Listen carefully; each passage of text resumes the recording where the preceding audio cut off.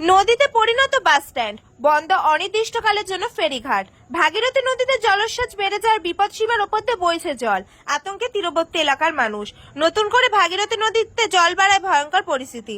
নদী তীরবর্তী এলাকার পাশাপাশি এবার জলমগ্ন নদীর শান্তিপুর, কালনা, নৃসিংহঘাট, ফেরিঘাট সহ বাস স্ট্যান্ড বন্ধ রয়েছে ফেরি চলাচল। এরপরে যদি ভাগীরথী নদীর জল বাড়ে তাহলে বিপদসীমার উপর দিয়ে বইতে পারে ভয়ঙ্কর পরিস্থিতি। ফেরি চলাচল বন্ধ হয়ে যাওয়া হয়রানির শিকার হচ্ছে নিত্যযাত্রীরা। পরিস্থিতি মোকাবিলায় রয়েছে পুলিশ মোতায়েন।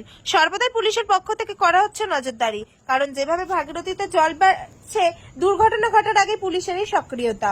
অন্যদিকে জলমগ্ন পরিস্থিতি নিয়ে নৃসিংহপুর ফেরিঘাট পরিদর্শন করেন পূর্ব বর্ধমান জেলার পুলিশ প্রশাসন। খতিয়ে দেখেন সমস্ত ফেরিঘাট। জল কতটা বিপদসীমার উপর দিয়ে বইছে সেটাও জানার চেষ্টা করেন। যদিও লাগাতার বৃষ্টির কারণে জল বৃদ্ধি হয়েছে বলে দাবি স্থানীয়দের। আবারও যদি নতুন করে ভাগীরথী নদীর জলস্রোত বাড়ে তাহলে হয়তো এবার আর রক্ষা হবে না। জল ঢুকতে শুরু করবে তীরবর্তী এলাকার বিভিন্ন গ্রামগুলিতে।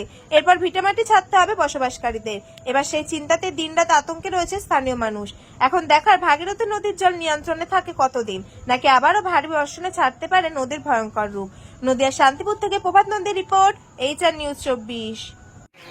বেশ কয়েকদিনের যে লাগাতার বৃষ্টি, বলা যেতে পারে একটানা বৃষ্টি, সেই কারণে কি ভাগীরথী নদীর জল এতটা বাড়লো? হ্যাঁ, কি পরিস্থিতি এখন? পরিস্থিতি খুবই খারাপ, সব মানুষ আতঙ্কে আছে। ফেরি চলাচল বন্ধ পুরো টোটাল। কখন থেকে বন্ধ হয়েছে? এটা আগামীকাল থেকে বন্ধ, অনির্দিষ্টকালের জন্য। এ তো যাত্রীদের খুব সমস্যা হচ্ছে। বাস স্ট্যান্ড তো পুরোটা জলমগ্ন। হ্যাঁ। এখন কি ছাড়া জল ঢুকছে নাকি? হ্যাঁ। তা এই যে খুব গুরুত্বপূর্ণ একটি ফেরিঘাট, যেখানে পূর্ব বর্ধমান আর নদিয়া সংযোগ রাস্তা, সেখানে তো চলাচল বন্ধ হলে তো স্কুলের পঠন পাঠনও তো অনেক ছাত্রী করতে পারছে। সবই সমস্যা আছে সব দিক দিয়ে।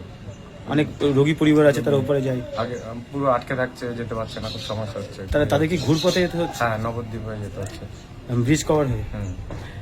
এখন কতটা, এই যে পাশে আপনি দোকান করেছেন, কতটা আতঙ্কে রয়েছেন? জল যদি বাড়ে তাহলে কি হতে পারে? দোকান নিয়ে চলে যেতে হবে।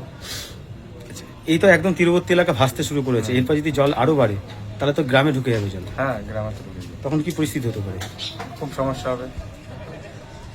এখন পুলিশ কি রয়েছে এখানে? হ্যাঁ, পুলিশ নজরদারি করছে। হ্যাঁ। কি নাম আপনার? সুজিত ব্যাংক। ঘাটটার নাম? নৃসিংহপুর, কালনা।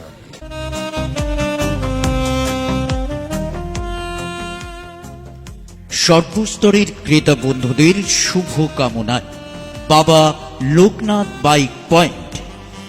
আমাদের এখানে যে কোনো কোম্পানির বাইক ক্রয় এবং বিক্রয় করা হয়।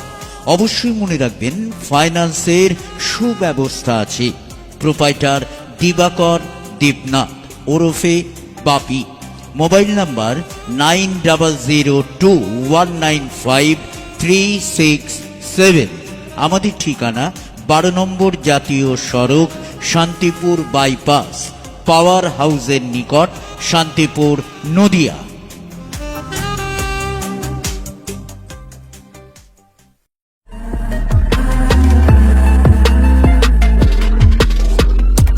নমস্কার, আপনারা দেখছেন HR নিউজ 24, সত্যের লক্ষ্যে মানুষের পাশে।